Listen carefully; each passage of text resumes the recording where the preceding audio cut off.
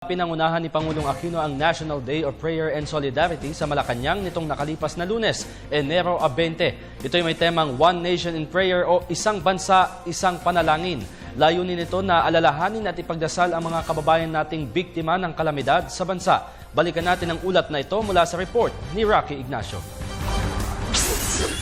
Itinuring na mahalagang okasyon upang bigyan ng taimtim na panalangin ang mga naging biktima ng tatlong trahedya na naranasan ng bansa nitong 2013.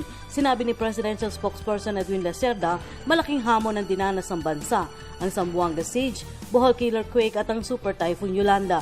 Nakapaloob pa rin sa panalangin ng pasasalamat at kahilingan na gawing ligtas ang Pilipinas sa iba pang banta o panganib. This is a time where the President would like to remember the fallen and also to bring solidarity and to unify the nation as we continue to do the rebuilding of all the affected areas. Nagpaabot na rin ang pagkilala ng United Nations sa malakas sa pananampalataya ng mga Pilipino upang ganap na makabangon sa mga sinapit na trahedya.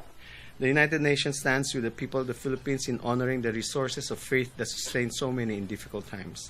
As UN staff in the Philippines, we observe and are often moved by gestures of faith by those in various traditions in situations that are overwhelming. We are inspired by the examples, of which there were many in 2013, when people of the Philippines have reached out beyond their own communities to build peace and restoration in challenging circumstances. Idinaos ang National Day of Prayer and Solidarity sa harap na rin ng pananalasa ng low pressure area at bagyong Agaton sa bahagi ng Mindanao. Ayon kay Lacerda, dapat suriin ang umano'y iligal na pagmimina sa lugar na sanhi ng pagguho ng lupa. I'll just confirm lang, but I think some of the deaths were caused by landslides. Yung mga small-scale mining. Again, this is the issue with small-scale mining. Now, we're trying to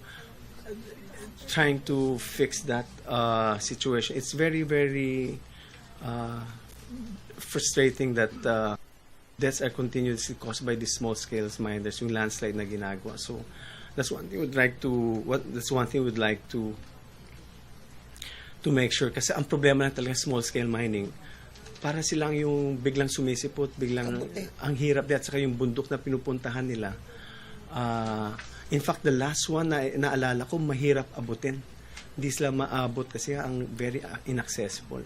Samantala, wala naman niyang kinalaman ng pagtapat ng National Day of Prayer and Solidarity sa naganap na EDSA 2 kung saan napatalsik sa pwesto si dating Pangulong Joseph Estrada. There was no reference to EDSA 2. Para sa Telebisyon ng Bayan, Rocky Ignacio.